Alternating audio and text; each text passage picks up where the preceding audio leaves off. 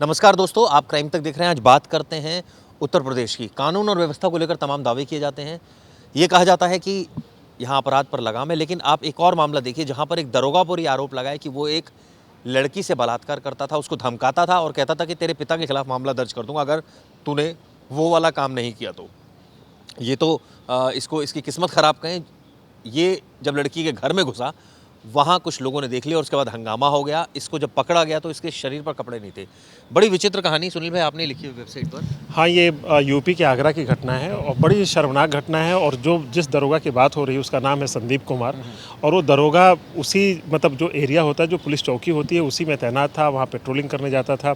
और ये लड़की उससे कुछ समय मिली थी किसी काम की वजह से, या पुलिस से हो सकता है आमना सामना होता रहता है। तो उसी दौरान ये लड़की की उम्र ज़्यादा नहीं है, 16 साल की नाबालिग लड़की है, उसका हम नाम भी नहीं ले सकते। और उस लड़की को ब्लैकमेल करने लगा और लड़की के साथ छेड़छाड़ करता था, बदतमीजी करता था। लड़की ने कहा कि तुम्हारे सीनियर अधिकारियों को हम शिकायत कर देंगे।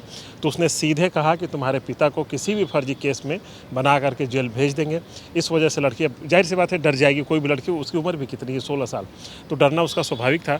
अब उसी का फ़ायदा उठा करके ये क्या करता था कि रात में नशे में, सोचिए कि वो नशे में वर्दी पहन के या जिस तरीके से पेट्रोलिंग करने जाता है उस गाँव में, और भी पुलिस वाले होते हैं, उनको कहीं और भेज देता था और ज़बरदस्ती उस लड़की के घर में घुस जाता था, उससे बदतमीजी, अश्लील हरकत करना, छेड़खानी करना। और ये गांव वाले जो लोग हैं उनको तो देखिए, गांव के लोगों को चीज़ें समझ में आ जाती है कि भाई दरोगा आता है नशे में और किसी के घर में घुस जाता है। सही बात है। जब उन्होंने, ये रविवार की बात है, जब रात में घुसे, वहाँ पे लोगों ने अचानक दरवाज़ा उसका खुलवाने लगे तो देखा दरवाज़ा जब ज़बरदस्ती खोला गया तो वहीं पे मतलब बिना उसके बदन पे कपड़े ही नहीं थे उस दरोगा के। तो उसके साथ जब वो पकड़ा गया तो उसके बाद लोगों ने उसे खंभे में बांध करके खूब पिटाई करी। फिर पुलिस वाले कई 2 घंटे तक तकरीबन उसको बंधक बना के रखा लोगों ने। तब सीनियर अधिकारी आते हैं, उसे छुड़ा कर ले जाके हॉस्पिटल में एडमिट कराते हैं। लेकिन वाकई जो आपने अभी कहा कि एक दिन पहले ही जो सूबे के हमारे जो सीएम साहब हैं योगी आदित्यनाथ जी, उन्होंने गोरखपुर में कहा था कि अगर किसी लड़की के साथ बदतमीजी, छेड़छाड़, किसी भी तरह की घटना होती है तो उसके लिए हमारी यूपी पुलिस यमराज साबित होगी। तो अब इस केस में तो खुद पुलिस वाला ही यमराज हो गया है, तो उसके साथ क्या होगा अब? सही बात है। और सबसे बड़ी बात तो है कि खुद ये कहा था कि यमराज के पास भेज दिए जाएंगे ऐसे। यानी कि आप सोचिए कि कितना सख्त है सीएम इसको लेकर, लेकिन अब सूबे के अधिकारियों के खिलाफ ही इस तरह के मामले सामने आ रहे हैं। तो ऐसे में अब इसको सस्पेंड कर दिया गया, ये भी बात सामने आ रही है। हाँ, तुरंत वहाँ के जो पुलिस कमिश्नर हैं डॉक्टर प्रीतिंदर सिंह, उनको जैसे ही इस चीज़ की जानकारी मिलती है तुरंत सस्पेंड कर देते हैं। हालांकि देखिए, जो प्रीतिंदर सिंह जो अधिकारी हैं वहाँ के कमिश्नर, वो नोएडा में तमाम जिलों में रह चुके हैं, उनकी छवि बहुत ही अच्छी है, वाकई बहुत अच्छे अधिकारी हैं वो। उन्होंने जैसे पढ़ा तो खुद वो शर्मसार हुए कि हमारी जो खाकी वर्दी है उसी ने ये घटना को अंजाम दिया, और तुरंत सस्पेंड करके तुरंत विभागीय जाँच शुरू हो गई है। अब देखते हैं कि उसमें और आगे की कार्रवाई क्या होती है, वो तो अलग बात है। लेकिन बड़ी चौंकाने वाली बात है कि खाकी वाला खुद नशे में वो ड्यूटी भी कर रहा है। सोचिए, ड्यूटी भी कर रहा है तमाम पुलिस वालों के साथ। क्या उनमें से कोई पुलिस वाला कभी सीनियर अधिकारियों से शिकायत नहीं की? दूसरी चीज़ कि जो सीनियर अधिकारी, जो एसीपी, डीसीपी, जो इस रैंक के अधिकारी, वहाँ कमिश्नरी सिस्टम है आगरा में, तो जो एसीपी, डीसीपी हैं, क्या कभी अपने जो निचले अधिकारी हैं उनको कभी चेक नहीं करते कि भाई वो ड्यूटी पे जा रहा है, कहीं कुछ कर रहा है तो करता क्या है? वो नशे में घूम रहा है तो क्या कभी रात में कभी नहीं पकड़ा गया वो? तो इस तरह की चीज़ें मतलब इसमें सीनियर जो अधिकारी हैं उनकी भी लापरवाही कहीं ना कहीं है कि आप इस चीज़ों को क्रॉस चेक क्यों नहीं करते हैं? कोई जो उसके साथ सिपाही जो भी जाते होंगे तो क्या उन्होंने कभी कुछ नहीं जानकारी दी? तो बहुत तमाम लेवल पे ये सारी चीज़ें हैं। अभी आपको 2 दिन पहले की जो घटना भी अम्बेडकर नगर वाली हुई थी, जिसमें एक लड़की का, वो बाइक सवार 2 लड़के आते हैं और लड़की का दुपट्टा खींचते हैं तो साइकिल से वो बेचारी अनकंट्रोल हो जाती है, गिरती है, पीछे से बाइक वाला टक्कर मारता है, उसकी डेथ हो जाती है। उसमें वो जो 3 लड़के थे, तीनों का एनकाउंटर होता है। जब वो पुलिस का कोई हथियार छीन के भागते हैं तो तीनों के पैर में गोली लगती है। अब सवाल वही है कि जब यूपी का दरोगा, अब आप ही चिराग भाई इसका जवाब दीजिए कि अब यूपी के दरोगा ने छेड़खानी की है, एक 16 साल की लड़की से बदतमीजी की है, तो क्या उसके पैर में भी गोली लगेगी? बहुत ही वाजिब सवाल है आपका, लेकिन सवाल ये उठता है ना कि ये जो पूरी कहानी बनाई जाती है, ये कहा जाए कि हम तो अपराधी को पकड़ने जा रहे थे, उसने हमारे ऊपर फायरिंग की तो हमने रिटेलिएशन में फायरिंग की और तब ये इस तरह की गोली चला दी गई। लेकिन सवाल बहुत जेन्युइन है।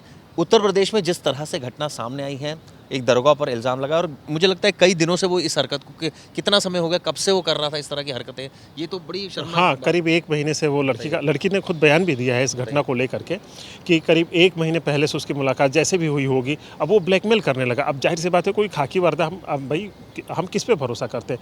खाकी वर्दी पे भरोसा करते हैं। तो वहाँ हमें के उम्मीद एसएचओ होती की इसमें जानकारी में कुछ नहीं था। वहाँ तो लिमिटेड स्टाफ होता है, ऐसा थोड़ी कि कोई बहुत ज़्यादा स्टाफ है। और अगर कोई इस तरह की हरकत कोई अधिकारी कर रहा है तो नेचुरली कोई और अधिकारी बताता आता है, हमने भी कई बार देखा है पुलिस अधिकारी एक दूसरे की कमियां बताते हैं सीनियर अधिकारी को आके कि भाई ऐसा हो रहा है वहाँ पर। बिल्कुल, लेकिन अब यहाँ पे बताने वाला चिराग भाई जो लड़की थी, अब सोचिए कि अब वही है ना कि 16 साल की लड़की है, अब उसे वो डरा धमका दे, तो अब सोचिए कि अब ये है, तो उनको देखिए हर किसी की जो पब्लिक होती है ना, अब आम तौर पे किसी से बात करिए तो उन्हें लगता है कि पुलिस वाले का साथ तो पुलिस वाले ही देगा ना, मेरा साथ क्यों देगा। ठीक है, तो ये बात सोच करके लोग अधिकारियों के पास नहीं जाते हैं, सीनियर अधिकारियों के पास। लेकिन मैं उनसे कहना चाहता हूँ, कोई भी हो, चाहे आपको कोई दरोगा लेवल पे, इंस्पेक्टर लेवल पे, ACP, DCP, even commissioner level पे या किसी भी लेवल पे कोई आपको परेशान कर रहा हो, आपको ब्लैकमेल कर रहा हो, तो तमाम तरीके हैं आपके पास। उससे भी कोई ऊपर का अधिकारी होता है, आप उसके पास जाइए। कोई नहीं होता है, सोशल मीडिया है, आजकल सोशल मीडिया के ज़माने में अपनी बात को रखिए। सोशल मीडिया पे ट्विटर है, एक्स जिसका नाम हो गया है, आप फेसबुक पे तमाम मीडिया के लोग हैं, किसी न किसी तरीके से, मतलब आपके पास जरिया की कमी नहीं है, आपको ही आवाज़ उठानी पड़ेगी, आपको ही अपने हक की बात करनी पड़ेगी, तभी ये बात आ पाए। तो ये जो एडवाइस है सुनील भाई की बिल्कुल सही है। इस तरह की कोई घटना किसी भी लड़की के साथ हो रही हो, सिर्फ उत्तर प्रदेश में नहीं बल्कि देश के किसी भी हिस्से में हो रही हो, वो बहुत सारे तरीके हैं, विरोध कर सकती है, बहुत सारे माध्यम उनके थ्रू जा सकती है। बहरहाल इस मामले में सख्त एक्शन लिया गया है, अभी तो सस्पेंड किया गया है। क्या आने वाले वक्त में गिरफ्तारी होगी, मुकदमा दर्ज होगा, क्योंकि जो हरकत की गई है, अब सवाल ये उठता है कि क्या वहाँ से कंप्लेंट होगी। अब वो जो मिला है जिस स्थिति में, वो एक्चुअली ऑब्वियसली अपने आप को डिफेंड करेगा, ऐसे में पीड़िता क्या बयान देगी, ये सबसे बड़े सवाल है। देखिए, पीड़िता का तो जो बयान अभी मीडिया के सामने आ चुका है, लेकिन कायदे में वाकई में इसमें एफआईआर होनी चाहिए, गिरफ्तारी होनी चाहिए। और इसमें अब वही मैं कह रहा हूँ चिराग भाई, इसमें क्या होगा ना, जो मुझे लगता है कि कुछ दिनों बाद, क्योंकि वीडियो बनाया गया है, उसको पीटा भी गया है, तो वो बयान बदलवाने के लिए कई बार पुलिस, देखिए ऐसी चीज़ों में मुझे लगता है कि जो सीनियर अधिकारी हैं उनको बिल्कुल सख्त एक्शन लेना चाहिए और दरोगा के खिलाफ लेना चाहिए, ताकि एक मिसाल कायम हो सके कि कोई खाकी वर्दी में इस तरह की घटनाएं ना करे। देखिए, एक भरोसा किस पे होता है, खाकी पे ही, बाकी किसी और अधिकारी पे किसी भी तरीके उतना भरोसा नहीं होता है पब्लिक को।